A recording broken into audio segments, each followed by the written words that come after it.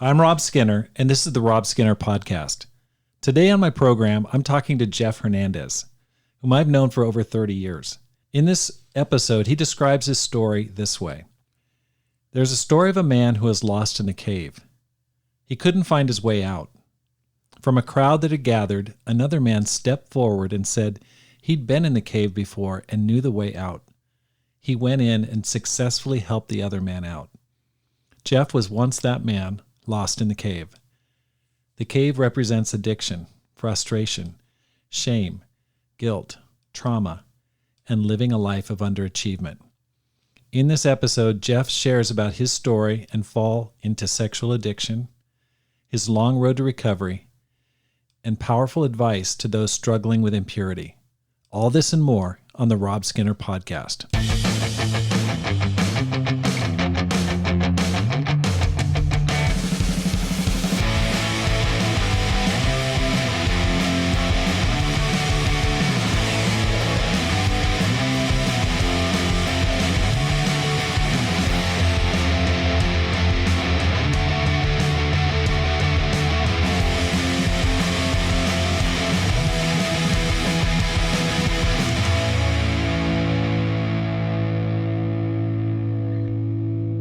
Welcome back to the Rob Skinner Podcast. My goal is to inspire you to live a no-regrets life, make this life count, and multiply disciples, leaders, and churches.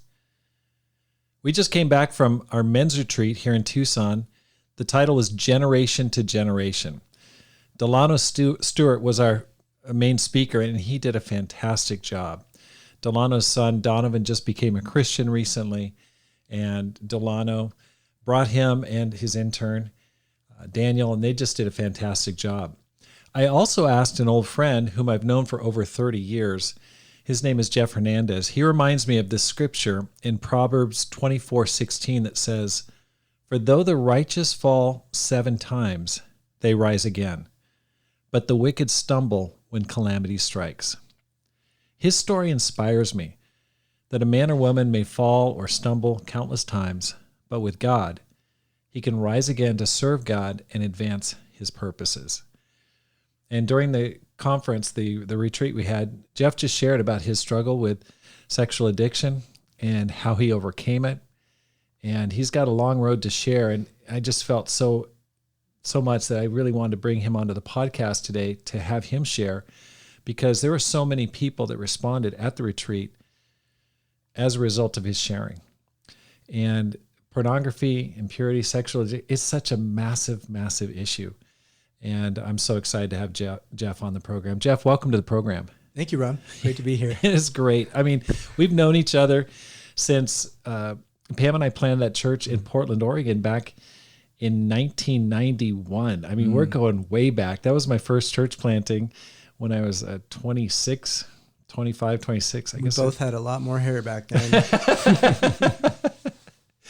But I know you're going to share about that story. But sexual addiction is a huge issue. I just recently was talking about this on a Sunday, and some of the statistics are absolutely staggering. Over 40 million Americans are regular visitors to porn sites. The average visit lasts about 6 minutes, 6.5 minutes.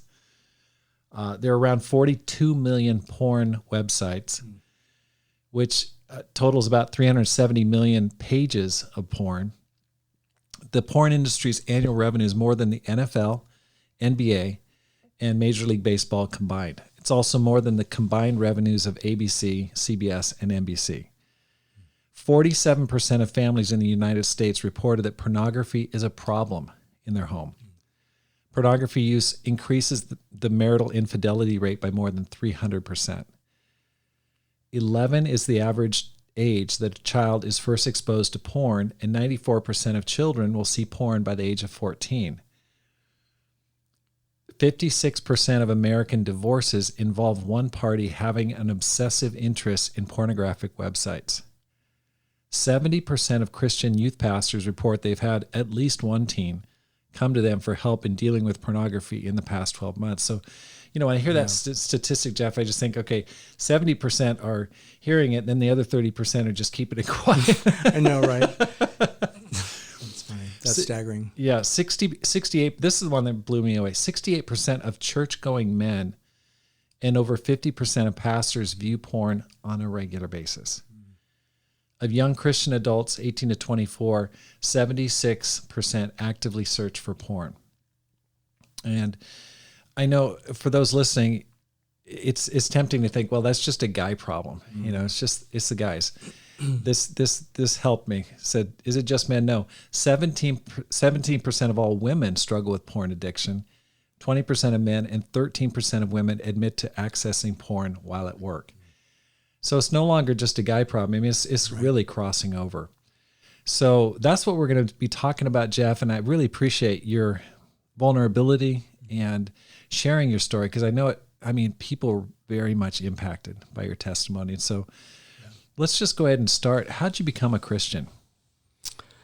Well, I was, you were there, but the church planting came in June, I believe, June of 1991. Right. Yep. And I was met on the streets of Portland in October, became a Christian in November of 91. So pretty shortly after the church planted, but pretty funny story. I'll make it brief, but this guy named Owen Hodovic, super great guy, super zealous. I was getting off work. I was in sales at the time, and I noticed that when I'd walk down the streets and I'd go by somebody, I'd look at them in the eyes, and then I would usually look away, you know. And I'm in sales, and I'm like, why do I look away? Why don't I be more confident? I'm going to look at people in the eye, and they're going to look away. And so I went outside. I'm walking back to my car, and the first two people walked by. I looked at them in the eye, kind of smiled, and they looked away. I'm like, yes.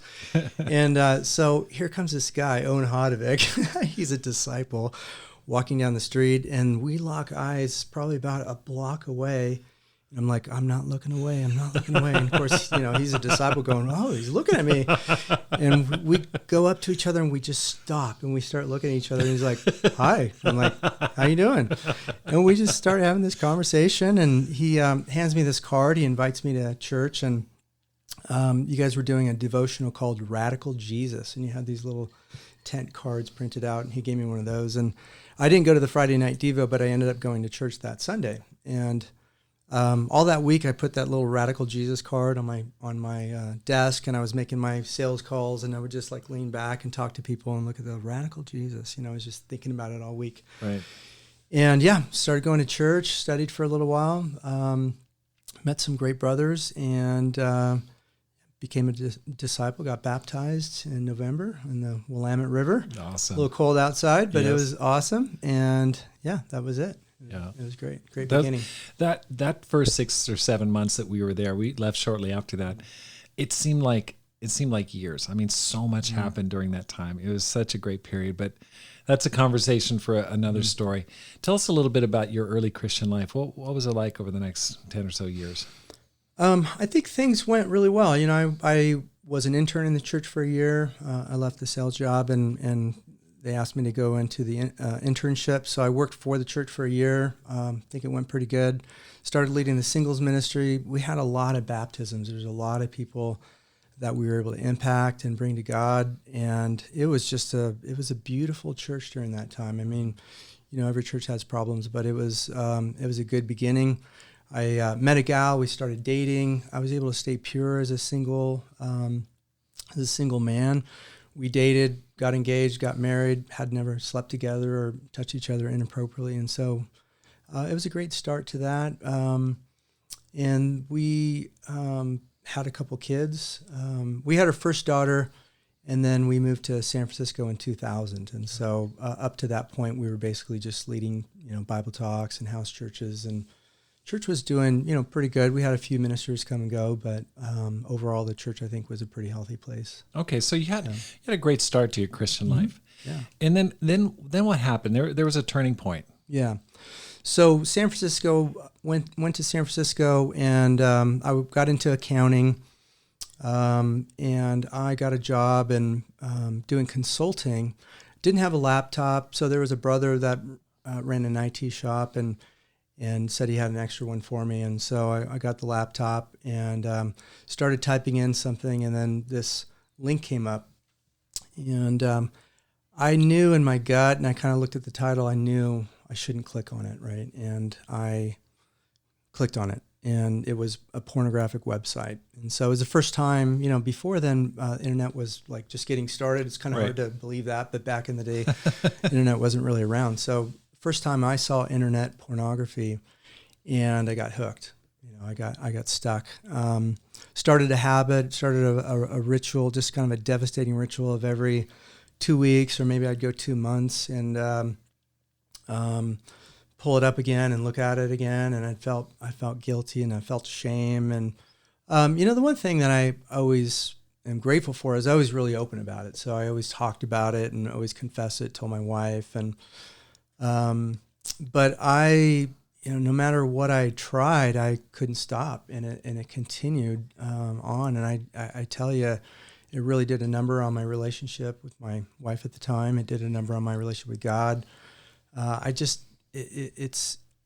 consider myself a prayer warrior. I used to go pray all the time. I can't tell you how many times I just prayed for God, like, God, just take this away from me. I hate this part of me, and I want to stop. And I just begged God to take it away from me. But it never left, right? Mm-hmm. I continued to act out on a regular basis, and yeah, I felt ashamed. I felt insecure and embarrassed. It's hard to, you have brothers in your life, right? And you call the brother, say, yeah, I'm having some temptations. He prays for you. You get off the phone, and then you have to call him the next day, say, I acted out yesterday, and it just hurt the relationships. People didn't know what to do, right? I got guys trying to be really loving, and just like, bro, I believe in you. And then you got other guys trying to rebuke you and, get the devil out of you. Right. You're like, bro, right. You're a sinner. You need to stop doing that. And, neither approach really worked. I think we do the best we can, but, people really aren't equipped to try to help people overcome addictions in the church. We got the Bible. Right. But, yeah, eventually I had a broken relationship with God. It wasn't working. Whatever I was doing wasn't working, and I was stuck. So what were the consequences? What happened? That was the year 2000. What happened over the next 15 years or so? Mm-hmm. So we moved back to Portland eventually.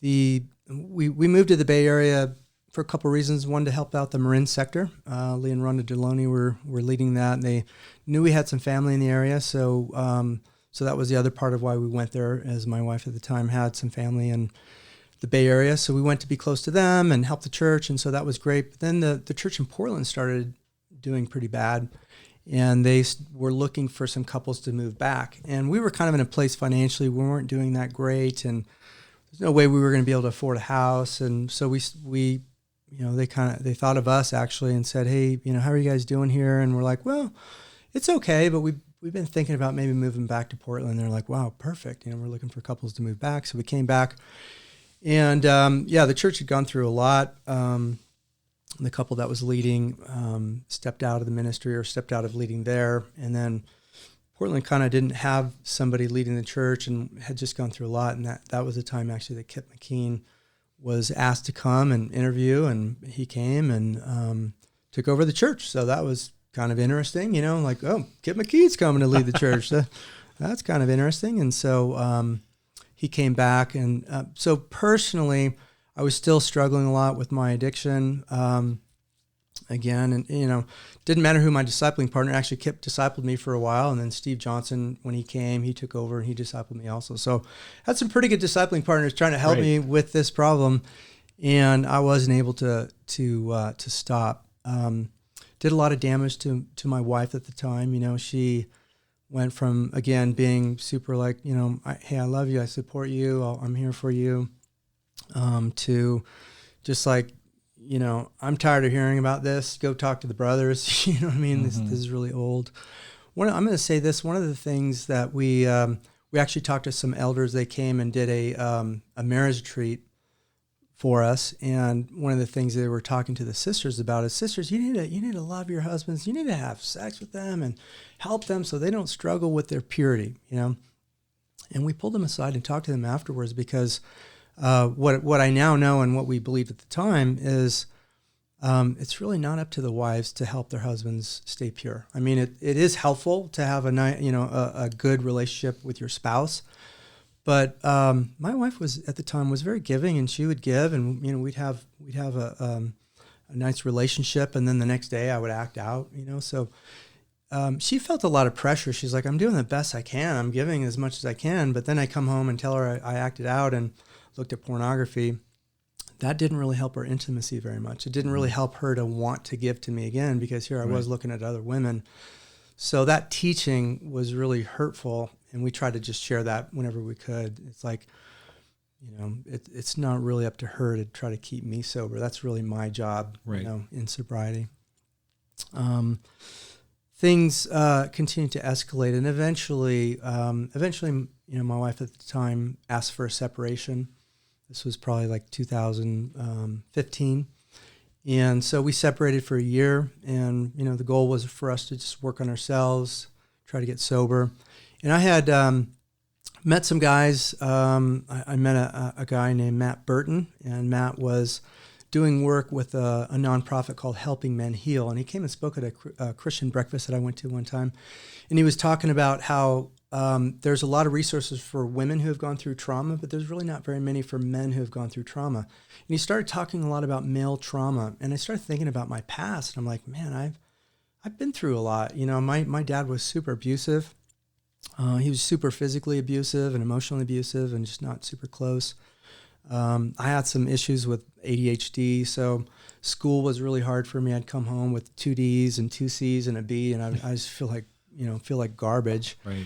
And super just down on myself, and just like, man, I get in trouble for acting out in class a lot, trying to be funny and get people to like me and say funny stuff. And I would come home with a bad report card feeling like junk, and he would beat me with a belt. He's like, man, you're doing terrible, and why can't you be like your brother? You get good grades, and so it just created this insecurity in me, this shame and insecurity. It made me feel, he didn't make me feel that way, but the way I felt was like, I'm inadequate, I'm less than most other guys, And so anyways, this guy, Matt, was talking about male trauma, and I started thinking, because for a long time I just thought, well, that's normal. My dad disciplined us. Right. But I started thinking, and then I also started going to therapy and realizing, no, that's not normal. That's not a normal way to treat your child.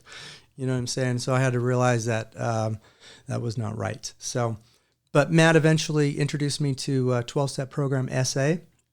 And I started going to SA, and that was the first time I entered into recovery. And so it was really helpful. But it did create some longer-term sobriety. I think I got like 6 months and 9 months one time. But when we went into our separation, I was really, I could make it maybe 60 days, but then have a relapse. And then eventually, after a year, her therapist that she was working with and my former spouse, they basically said, look, we're going to give you an ultimatum. We feel that after a year, if you cannot maintain sobriety, you're probably not going to change. And so we're going to get back together in 90 days. And if you haven't been sober, I'm going to recommend that your wife files for divorce. Of course, I made it about 45 days. I had a relapse. And, I was honest with them. I said, I relapsed after 45 days. And surprise, surprise, she filed for divorce. And that was that. So. Okay, let me just stop you right there. I mean, how were you feeling? I mean, you're converted in the kingdom. Mm-hmm. You'd kept it pure, and all of a sudden, your wife's saying, "I want to." What was going through your mind? Yeah. Well, at the time, I was begging her to keep going. I'm like, "We can do this. I know I can do this. I know we can work through this. Please don't do this." I really was desperate and trying. Looking back, I mean, I don't blame her. She really went through a lot. She was there for me for a lot. We were married for 22 years, and 15 of those I was acting out. So, came to a point where she had to be strong and say, "You're not changing," and that's, I care about you, and, it has nothing to do with my love for you. It just has to do with, I can't keep doing this, Right. And that's the other thing right now, like my wife right now, we are recovery coaches, and she helps the women who are married to addicts. And I think that was maybe one of the missing pieces. She did have a counselor she was going to, but I think that's one of the resources that's really missing is for a lot of these women, they don't know how do I help my husband? What do I do? Should I be hard with them? Should I be loving to them? Should I keep having a lot of sex with them or should I not have sex with them? They don't really know. They don't really have a plan. So they need a program just like men need a program. Right. Or vice versa. If the other one is an addict, it doesn't really matter. So, okay. So she filed for divorce. You guys got divorced. Mm-hmm. What was it? Were you still going to church at that time? What was going on? Yeah. So that was 2016. That was the hardest year of my life. That was the hardest year of my life by far. So super awkward. We both were still going to the Portland church at that time. I would go, sit in a pew up front or to the left, and people would come like, "Oh, where's your wife?" I'm like, "Well, Mika's back there. She's not my wife anymore. We got a divorce," and that was, we didn't really announce it in church, so had to kind of tell the story over and over again.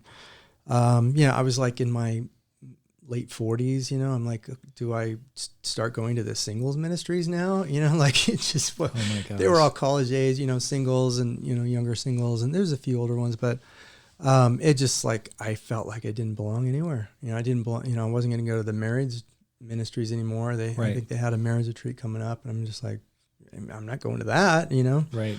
But I didn't feel super comfortable with the singles either. I think during that time, the church, honestly, I'm not going to talk too much about the church, but it wasn't super encouraging for me. I would go and I was really hurting bad. And, I'm starting to miss church a bit and I was still going to recovery during that time, but then I would go to church and I would leave feeling more discouraged than I came. And so eventually I stopped. I know that I was, and then I was still in recovery for a little while, but honestly, I felt super defeated. I was mad at God. Mm-hmm. I was disappointed by God. I'm just like, God, I don't know what I can, I don't know how many more times I can pray or ask you for help. And like, nothing's changing, and I was mad at the elders. I was mad at the church leaders. I was mad at everybody for not helping me, right. But I think people just do the best they can to help you. But I didn't really have the solutions at the time. So eventually I stopped going to church, and eventually in 2016 I just said, forget it. Why am I going to all these meetings and stuff? Like, who cares? And so I stopped going to recovery as well. So that's kind of when my addiction went a little deeper, and I got into online dating. I just was super lonely and started going out to bars and stuff like that, and felt awkward. I was just this older guy. I felt like an old man, Right. And, so I was doing a lot of dating. I was going out with non-Christian women. And I was trying to stay somewhat connected to the church, you know what I mean? But I'd go, so every once a month I'd show up at the church. And again, it was just kind of not a super encouraging situation. So I'm just like, God, why don't I keep coming back here? It's not working for me, not helping me. I was trying to get, I know there's a couple singles websites through the church, and so I joined one of those and started having some conversations with sisters, but I just wasn't really making too many connections that were super encouraging for me. I met some great sisters, and we had some great talks over the phones, but it was kind of like, there's a sister in Russia. She's like, you should come visit. I can't afford to go to Russia, but, anyways.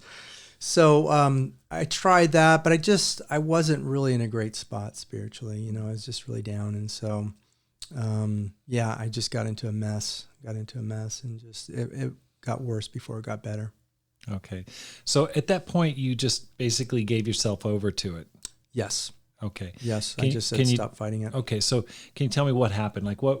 How long was that period? What was involved? What were you doing at that during that time? So probably for the next 3 years. So from 2016 to 2019, I just said, I'm just going to go for it. So the main thing, so dating kind of became my entertainment. I just went out on a lot of dates, sometimes just a one-time date or whatever. And then I got, I had a series of girlfriends during that time.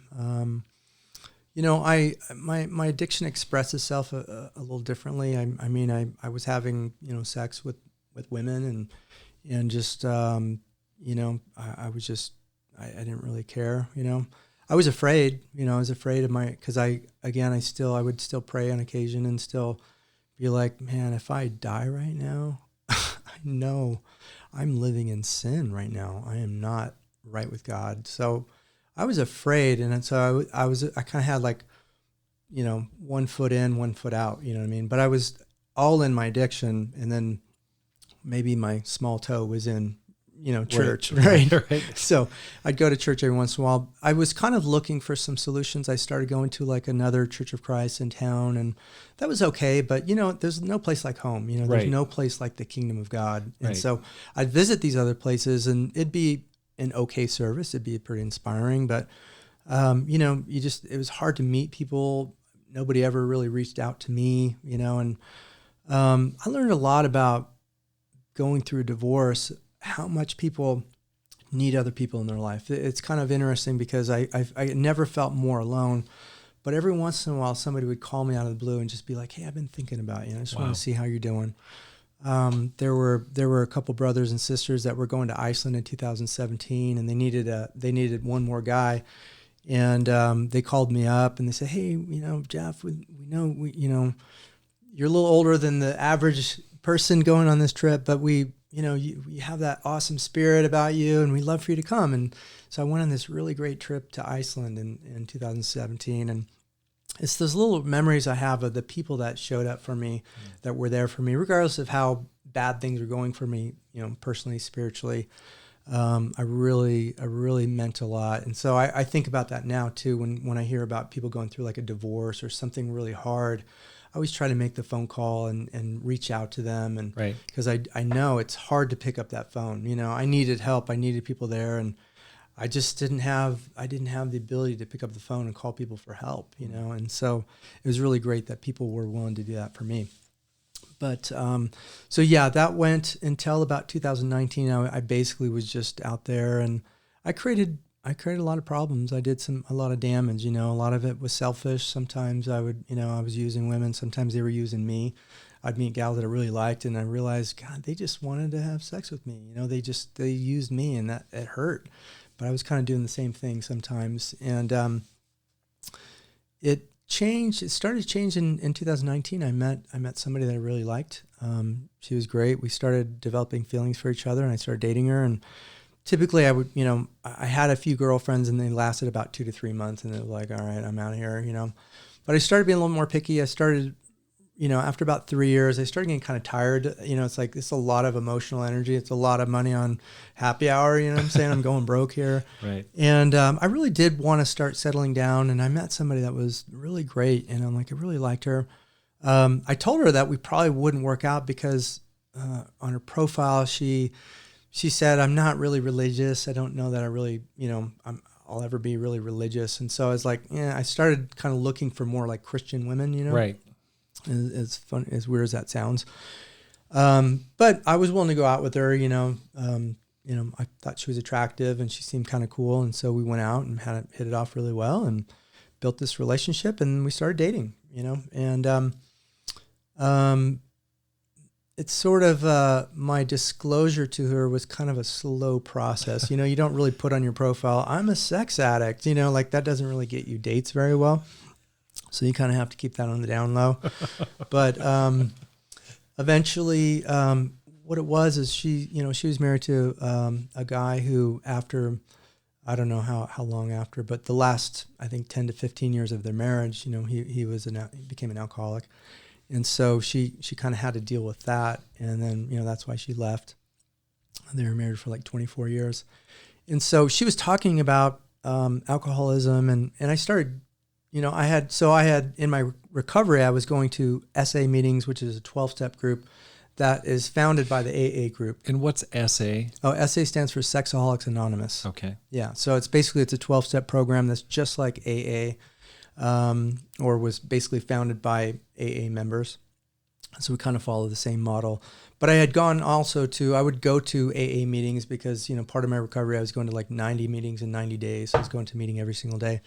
And so sometimes I would, time wise, I'm like, oh shoot, I forgot to go to my other meetings. And so I'd go hit an AA meeting, and, I'm not an alcoholic, but I would kind of identify as being an addict alcoholic, and check in.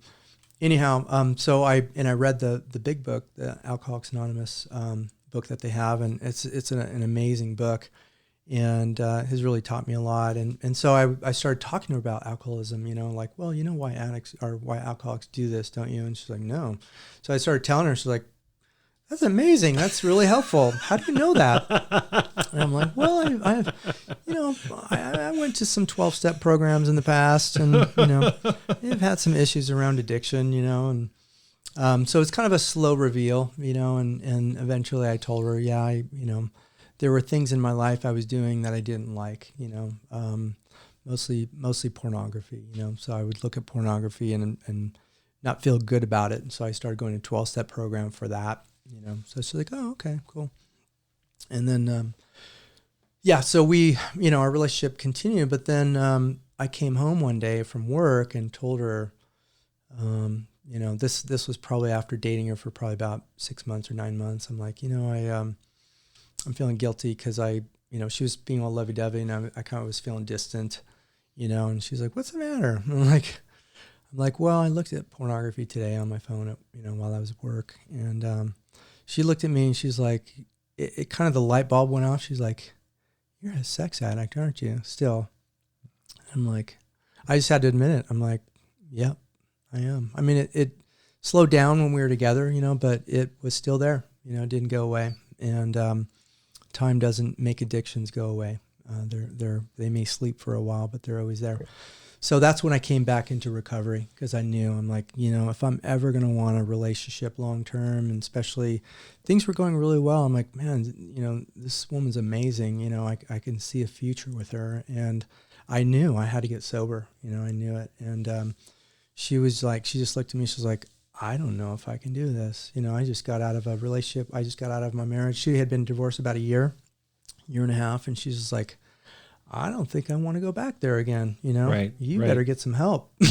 Right. So I'm like, okay, I'll get some help. And so you guys were living together at this time? Yeah. Okay. So you've been living together for a little while, and that's when you brought it out, like, okay, I got an issue. Mm-hmm. Okay. Yeah. Once she was in and no backing out, she's like, great. I fell in love with you. Now you tell me. So right. Okay. So she's emotionally connected to you at this point. You're living together. There's definitely a bond. Right. Exactly. Okay. So that's what. So I end up calling this guy Matt Burton, who I mentioned, and it's kind of like you, actually. You two are very similar. I'd call you like every 5 years, check in, like, hey, bro, doing awesome. Like, hey, bro, I'm not doing very good, but how are you? I think I came and visited you once in Ashland. It was awesome. I wasn't doing that great, but it was great to see you guys and have fellowship. But anyway, I called Matt and I talked to him, and I told him, I'm like, hey, I'm going back to SA, I'm going to give that a shot. But part of me was a little bit scared because I know I had been in SA before and I wasn't able to stay sober. So I'm like, well, okay, I guess I'll go back. It's the only thing I can really think of. But I called Matt just to chat with him about it. And he said, funny enough, we actually left our the nonprofit. It's still going, but we've stepped down. And what I'm doing now is I'm starting to do addiction recovery coaching. And I just went through. So he studied through a program with a company called AASAT, which is American Association of Sex Addiction Therapists. There's a therapist named Dr. Doug Weiss. He's really well known in the sexual addiction recovery community. Been a therapist for like 30 years. Has a super well-known practice, written like 40, 50 books. And he started a program to train therapists and counselors on how to help people overcome sexual addiction. So he's training people to help them. Because to be honest with you, a lot of therapists out there, they do a lot of great work, counselors, but they're not really equipped to know how do I help somebody overcome sexual addiction. So a lot of times you go to a therapist and they don't really know what to do exactly. So he developed a whole program, and he's helped so many, hundreds of thousands of people overcome sexual addiction. So he's got a coaching platform that he does. So if somebody doesn't want to go back and get their master's degree, they can just become a coach. So Matt told me about this program. Sounds great. He's like, it's just like individual counseling. We meet, have individual sessions, and I also have these work groups that I do. We meet once a week and just check in, and they work really well. So I'm like, all right, sign me up. So I signed up, and then as well, my wife, his wife works with the women or spouses to help them. And that was really helpful for my wife as well, because she was able to really work through some codependency issues she had. She didn't really realize, but she was, very codependent from her prior relationship and with me as well. And she had to learn how to set proper boundaries and how to deal, with the trauma of a spouse being an addict. She had to learn, how to deal with that. So she started getting help. I started getting help. We'd have a couple of sessions together. We'd have individual sessions, and I started doing the work groups, and I was going to the 12-step program, SA. And the combination of those two, it worked. Wow. It worked. The last time I acted out was January of 2021. I got awesome. sober. Congratulations. Yeah, thanks. Yeah, it's awesome. So, yeah, so we've been working with Matt ever since, and just a wonderful program. And okay, so yeah. So you're in this relationship. You're living in sin, so to speak, Mm-hmm. but you're recovering. What happened? Okay, how'd you navigate this new relationship with non-Christian wife, doesn't like God, or doesn't be indifferent toward God? I guess it's probably easier to say. What happened? So yeah, some amazing things happened. I guess once I made the decision to start coming back to recovery. God always works on you. Even when you're gone, he's working on you. And so some really cool things happened. So one, my girlfriend, I guess at the time, she started seeing me reading my Bible and started seeing me read recovery material. She'd come out and I was reading my Bible. She's like, "What are you reading?" And I'm like, "I'm reading the Bible." And she's like, "Well, tell me about it." And she was really interested. And she said she was a Christian and a believer and all that, and wasn't really active in church, but she'd never really read the Bible. So I started telling her stories and talking to her about the Bible, and she just soaked it up. And so that was a really cool thing. So, so I took her to church. I took her to a Church of Christ in town, and she was like, "We're not going back there. That place is boring." It's like, okay. So we started kind of looking for places, but what we started doing is watching the Bay Area church online. So we started watching the San Francisco, and she got hooked on Russ. Russ is such a great speaker. She's like, "Oh my gosh, I love that guy. This is so awesome." They got such a great service. And so we did that for like a whole year. That's what we were doing during quarantine. And then we both started going into recovery. And I also was spiritually, we were doing that, but we were also doing a house church with some brothers in town. There's a brother named Richard Quilly. Hey, Richard, hope you don't mind me saying your name, but he was having a house church. And so that was actually, Richard was one of those guys that were just there for me the whole time. Even in my darkest moments, he was still there and loved up on me. And we would get together and talk, and he would share scriptures or just encourage me. We'd sing a lot of karaoke together, so that was awesome. I got pretty good at karaoke, by the way. But Richard was having a house church, so we started going to that also, and they became really good friends with both of us. And I slowly started coming back to God, and the program helped. Getting sober really helped. And Richard helped, and we did some studies, and I don't know if there's anything out there that's restoration studies. I didn't do anything like that, but we did talk, and one of the things that happened was I knew in my heart, like the first time I got married, was totally pure, and this one I know was totally different route, and felt kind of guilty about that. So I asked we got engaged, and I asked my fiance, I'm like, "Hey, can we have a period of abstinence before we get married?" Mm-hmm. I think that'd be really special. And so we did. We stopped sleeping together, and I moved into a different room. We were in the same house, and we had about 2.5 months of being apart and just working on recovery and working on our program, working on a relationship with God. And it was a tough time. It was hard once once you go there and then you stop all of a sudden. It was really difficult, but it was the right thing to do, and it felt really awesome about going into our marriage. I did a lot of interesting work on kind of breaking the bonds of the other women that I had slept with. I did a lot of in recovery. We do these thank you goodbye letters. So I thanked them, thank you for what you gave me at the time, and said goodbye. I can no longer, think about you, fantasize about you, or, have a bond with you in any way. And just really prayed for God to break all those bonds so I can go into my relationship with my wife, in our marriage, being pure. So I don't know if it worked, but it felt good to do it. Right. And it felt like a piece of repentance to do that. So, right. So we got married in June of 2021. And the other amazing thing that happened is my wife just, she asked for a Bible. We went and bought her a Bible at Powell's. And then I started doing Bible studies with her. And then Richard and Connie Quilley helped to study with her as well. And my wife was baptized. She said she wanted to get baptized. We did a cross study, and she was, we were just bawling together, talking about Jesus. She fell in love with God, and she fell in love with Jesus. And she got baptized in July of 2021. Wow, that is incredible. That's just an amazing story. Yeah. I like to say, don't try this trick at home, kids. I wouldn't recommend the route I went, but it was the route that I was on. And we serve a merciful God, and I can't explain it. He's just been really good to me, even despite of just my stumbling around and just my ways. He's always there when we decide to come back to him.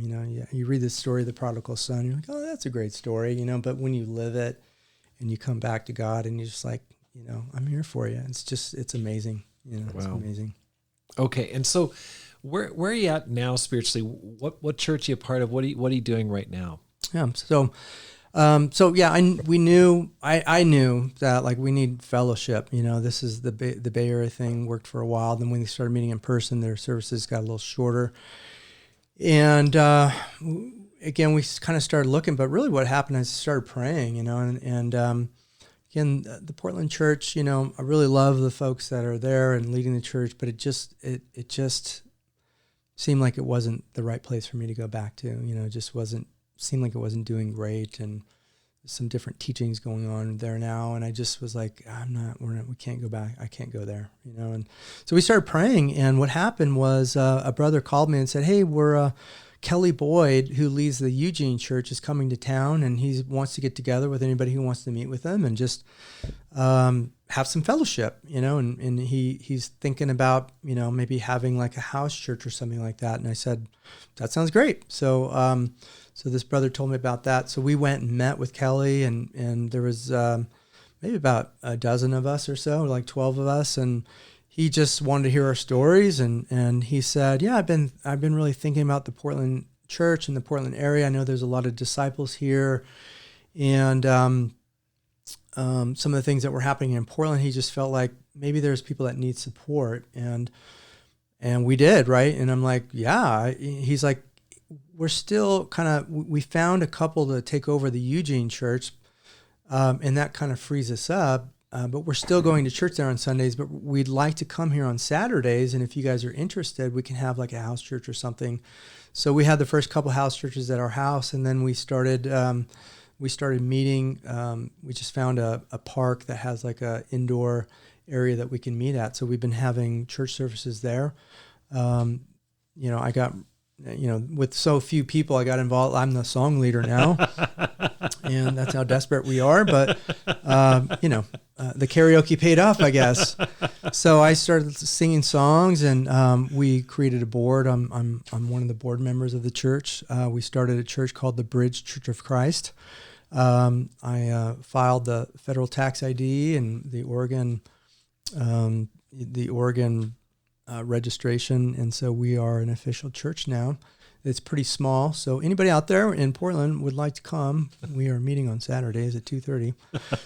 My little commercial there, but yeah, we started a little church, and it's just been encouraging. It's a great little church. Again, there's probably like 5 couples that come right now, and and I'm not going to say everybody's name, but Greg Dixon is going, who's the brother that was baptized on the same exact day I was. Wow. Back in 1991. So that's crazy. That's awesome. He's going too. So it's great to reconnect with him. Okay. I'm interested in just kind of focusing more now, Jeff, on just how a person can get help. Okay. You've gone through just the ringer, and it's quite a journey, and yet God's worked, and that's pretty exciting. It's really inspiring. But I'm one of the things that I thought of is like, how do you define being sober? You use that term. I hear sober, and I think about alcohol. But how do you define it in terms of sexual addiction? Yeah. So in terms of the definition of sobriety, it sort of depends on which group you go to. But for me, when I joined the SA, they define what sobriety is, so I don't have to think about it. But basically, it's no sex with yourself or no sex with anyone outside of your marriage, so your spouse. So that's what they consider to be sober. There's a little thing that people in our program even kind of forget to read, but the second part of that is and progressive victory over lust. So actually, some guys could go to the program and look at pornography, but if they don't masturbate or have sex with somebody, they still consider themselves sober, but that's kind of silly, right? So you can also add in some additional things. So for me, I consider myself sober if I didn't look at pornography or masturbate or have sex with somebody. Okay. So that's why my, the last time I looked at pornography was in 2021, January, but I don't consider my sobriety date until April because I was sleeping with my fiance at the time. So my true sobriety date is the day that we stopped sleeping together in April. Okay. How do you define an addiction? How do you know when you go, okay, I've crossed the line, I actually have an addiction here? Right. That's a tough one, right? And there's only one person that can really say that you're an addict, and that has to be yourself, right? So, and the problem is that most people who have an addiction don't want to admit it. Right. They don't want to face the fact that they, and that was hard for me too, right? I would go to the 12-step programs. I'm like, these guys are pretty messed up, Right. Cheated on their spouse or got into prostitution or, voyeurism or child pornography or whatever. And I didn't do all that stuff. But, so it's hard to say, I'm an addict. It was hard to admit it. I'm a lot more comfortable now saying I'm a sex addict. I got a bumper sticker that says I'm a sex addict. No, I'm just joking. I don't go to that length, but I'm a lot more comfortable with just admitting it. And when I think about addiction, what I think of is two things. One, there's something that I'm doing that I don't want to do, but I can't stop. So for me, it had to be, is there something I'm doing that I don't want to do, but I can't stop it, And the second part of that is doing something that has adverse consequences if I do it, but I still do it anyways. Mm-hmm. And I think back when I really realized I have an addiction, it's when I lost a job because I looked at pornography at work. I mean, that was super embarrassing, and came home with a box of all my stuff, had to walk in my door and tell my family and my wife that I lost my job because I looked at pornography at work.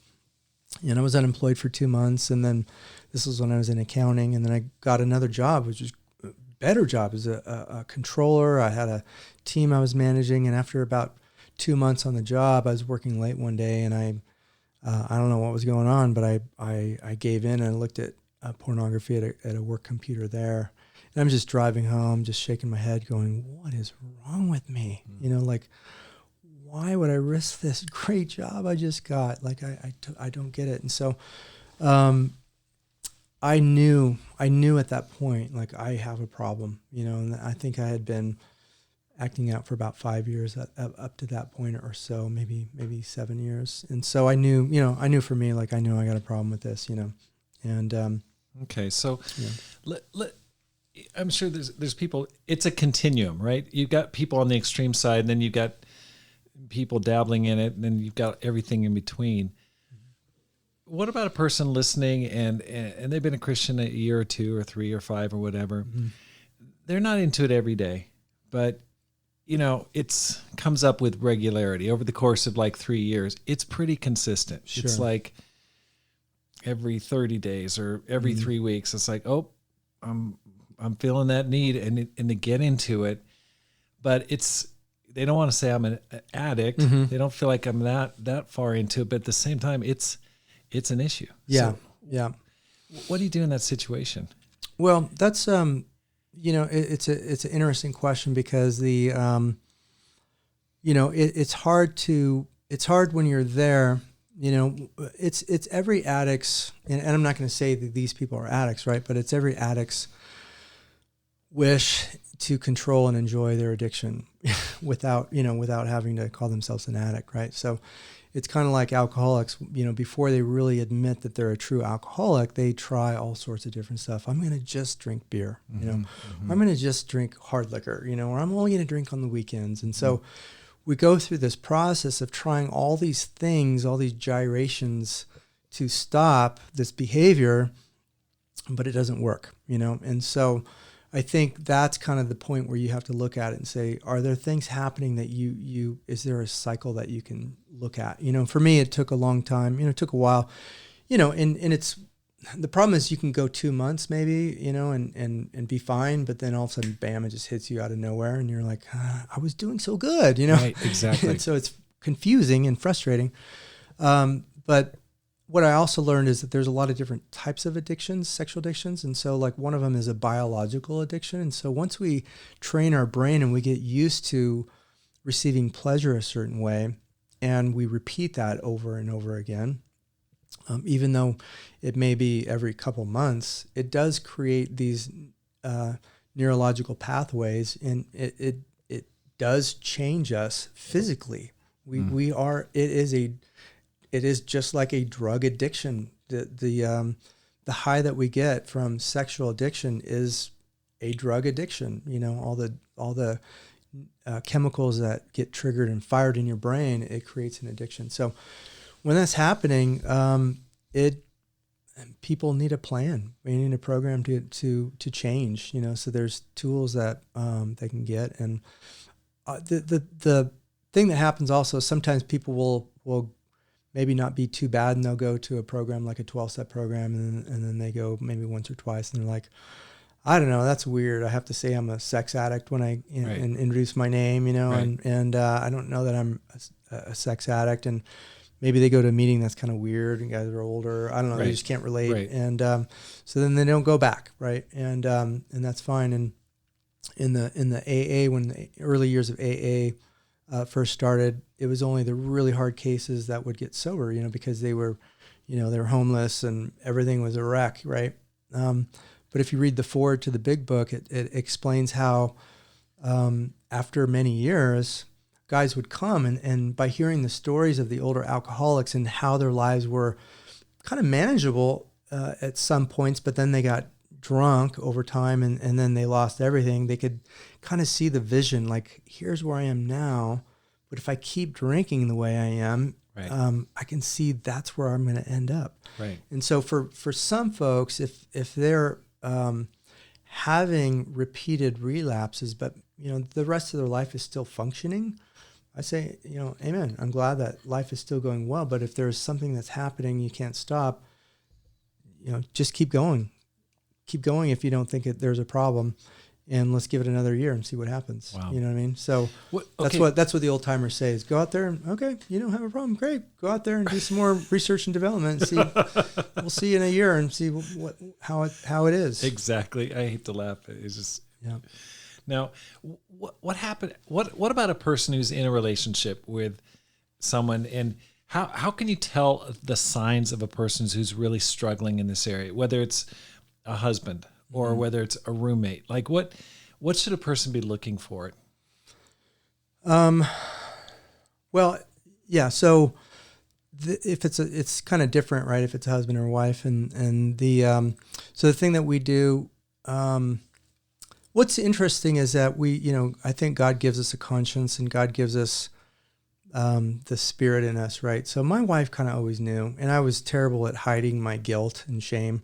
So and even my current spouse now, like, she knows when she walks in the door and she's like, what's wrong? I'm like, nothing. She's like, what's wrong? Nothing. I'm not acting out the same way, but I still have daily challenge. I still have challenges, right? Right. I still have temptations, and I still have down days where the temptations are strong, and I'm fighting, and I'm fighting, and I may not have given in, but but sometimes if I'm not having a great day, she just knows it. So I think the first thing is just you got to go with your gut, especially if you're married to somebody. Second thing is just you can ask them directly. The thing that we do also in my program and when I first started getting coached is we did a polygraph test. And I know that sounds maybe a little harsh, but so here my wife was about to get married to a guy who says, "Oh yeah, I haven't looked at porn and done anything since January." And how do you believe somebody who has a sexual addiction history? There's really only one way to really know. And so what we incorporate with married couples is to go through a polygraph test. Wow. And yeah, it was intense. Wow. They strap you up, we go through scripted questions. And so here are the 5 questions that your fiance wants to know. Have you made contact with any of your old girlfriends? Have you slept with anybody since you've been intimate with her and been exclusive with her? So I went through those, and I passed, of course, but funny enough, a lot of people don't pass. A lot of people that say they're sober and say, yeah, no, I have not been doing anything. There's signs, and it's hard, because some people are really good at hiding this stuff. And so those are some of the things that we can do. But at the end of the day, you really don't know, but honesty is really one of the keys to sobriety and to getting well, is being willing to be honest with others and honest with yourself. Yeah. I was pretty good at lying to myself. I was pretty good at lying to God. And so one of the risks, there were so many great responses from your short testimony at the retreat. One of the things that was really touching to me is there was a guy that came up to me and he just said, I've struggled with this for years, and at times I lose hope. And he said that you really gave him a lot of hope. Mm-hmm. What would you say to a person? This has been a long time challenge. Mm-hmm. Can a person really change? It seems from your story, I think that's what's inspiring, but what would you say to that person? Yeah. Well, I think one of the consequences to acting out a lot is the shame and the guilt that goes with that. Here I was, I love God, and I was doing the best I could, but every time you fall short, you just feel like you're letting God down. And so one of the mind shifts I had to make is I'm not a bad person trying to get good. I'm a sick person trying to get well. And so one of the things that I tried to share with the brothers, like, you're not a bad guy. You're sick. If this is something that's happening in your life, you need help. You need a plan, right? And again, you would think, we have the Bible, we have God, we have prayer, and you'd think that would work and be enough. But for me, it wasn't. I needed something more. If my relationship with God was good enough to get me sober, I wouldn't have needed something else, but I needed something else. And I think a lot of brothers and sisters probably do also. So that's the first thing, is like, let's just get rid of the shame and guilt, but let's get a plan, right? One of the ways that we can really lie to ourselves, one of the biggest lies we can tell ourselves is, I can handle it. Right. Okay. So I was talking to some brothers that love Facebook, right? I can't go on Facebook. I can't go on Instagram. I had to get rid of those accounts, and just like, they're just too triggering for me. I'm very stimulated by computers and phones and all that, images. And so for me, I had to really make some hard decisions, and it was tough. I had to mourn the loss of my Instagram account. I loved it, man. I had all my concerts on there that I went to, and all my selfies when I was single, but I had to delete it and just say, I can't go there.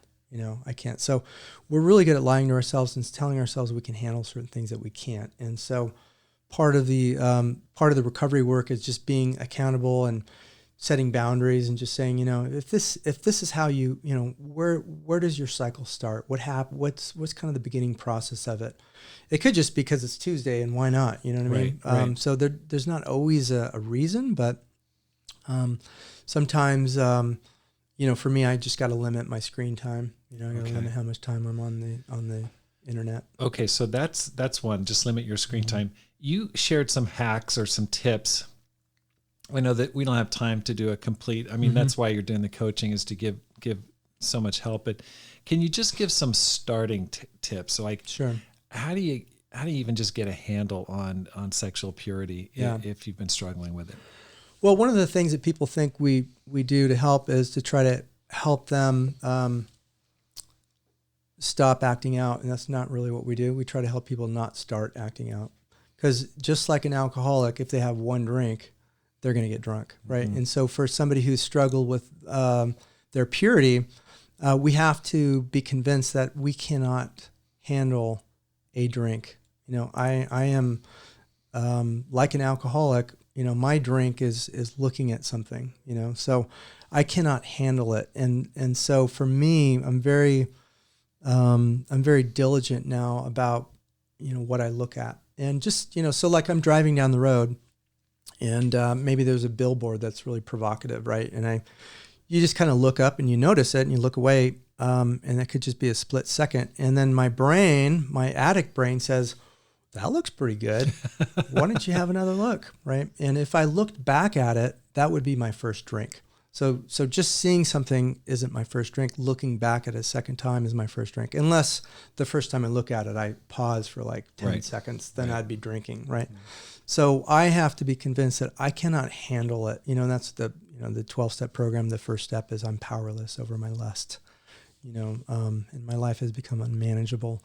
So, if I know I'm powerless over it, I need to be honest with myself that I can't handle taking the first drink. And so, sometimes you see something that's just triggering, and all of a sudden you got the obsession, the temptations are coming, and that's when I need to go to work. So first thing I do is I pray. I have a very specific prayer I do that is really good. It's a 3-step prayer, but the first part of it, and I'll share it with you, but the first part of it has a word in it that really was kind of one of the keys to my sobriety, and it's called the word surrender. Fighting addiction does not work. Trying harder does not work. I don't know how many times I've gotten advice like, bro, you just need to try harder. It's kind of like working with somebody who's got a depression. You don't tell them, bro, you need to try harder to be in a better mood. Like, okay, that doesn't, thank you, bro. That's not very helpful. I'm down, like I'm depressed. It's like there's a physical, neurological problem happening right here. And, trying harder is not going to solve it. Same with sexual addiction. So the word is surrender. It's me. I prayed wrong so many times for God, please take this away. I wanted him to do the taking away. And I had to realize I had to be the one giving it up. I had to be the one saying, God, I can't handle this. You know it, I know it. So I give it to you. I give up my right to look back at that billboard, and I'm not going to do it. And I'm going to surrender. So I surrender my right, God, to look at that billboard.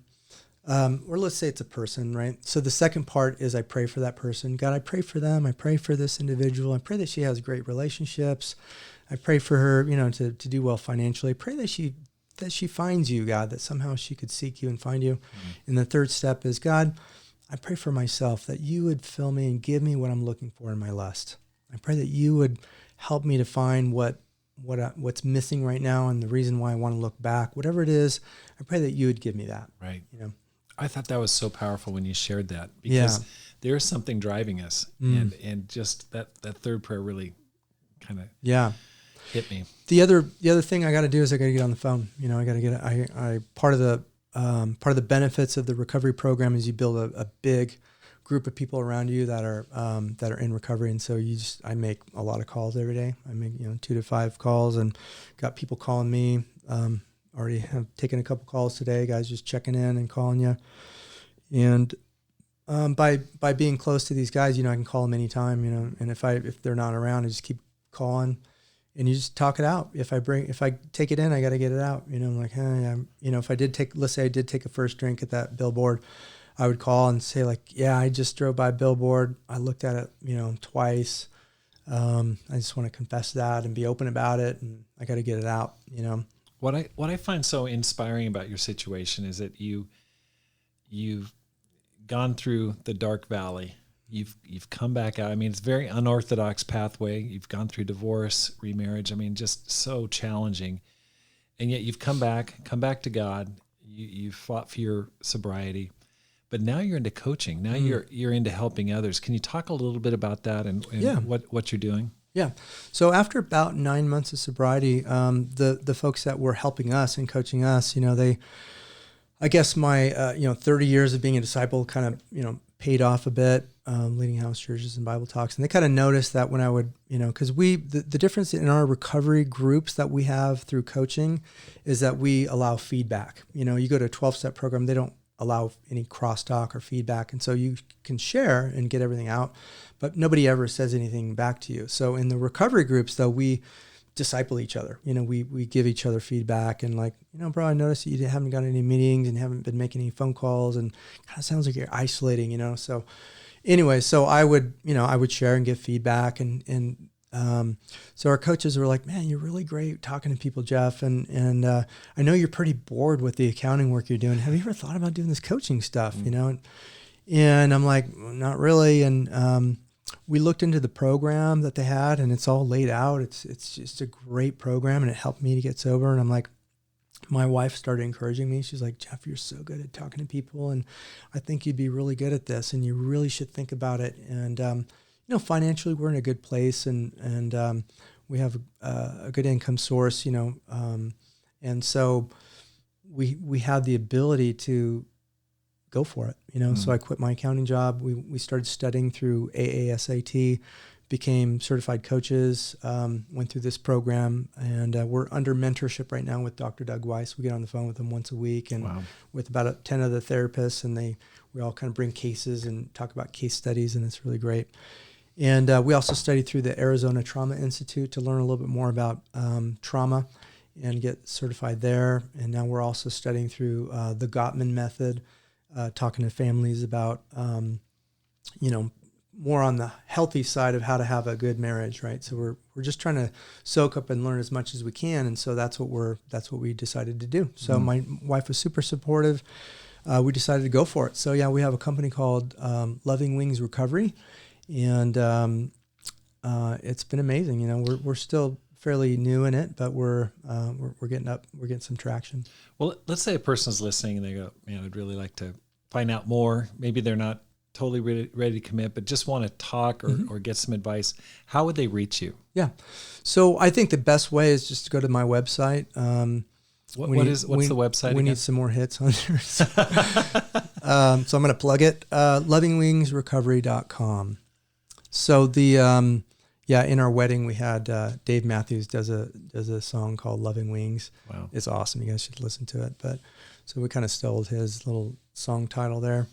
And lovingwingsrecovery.com, and there's a contact us buttons everywhere, and just shoot me an email from there. And then what's really great, and what I offered to all the brothers at the conference is, for me, it's not really about the money. This is now have become a little bit more my mission, my purpose, to help others. And so I love talking to guys. I'd be glad to talk to anybody, not charge them anything. So I told these guys, call me up. I can get you started, get you into a 12-step program, no cost for that. If people do want some additional help and they feel like, they're married and their wife's kind of going through it and they just need a little bit more help, then I do individual sessions. And so we charge just like a counselor would. But I also offer a sliding scale for disciples and folks that need a little more help financially. So it's not really about the money. The other part that we do, so we do individual sessions. My wife does individual sessions with the spouses. And then we also have these recovery groups. The recovery groups are great. We cap them at 8 people. We call in once a week. We have a very rigid program that we go through, and we track activity and behavior. Behavior is very important, doesn't matter how you feel. It's like, what did you do? How many meetings did you go to? How many did you pray in the morning? Did you pray in the evening?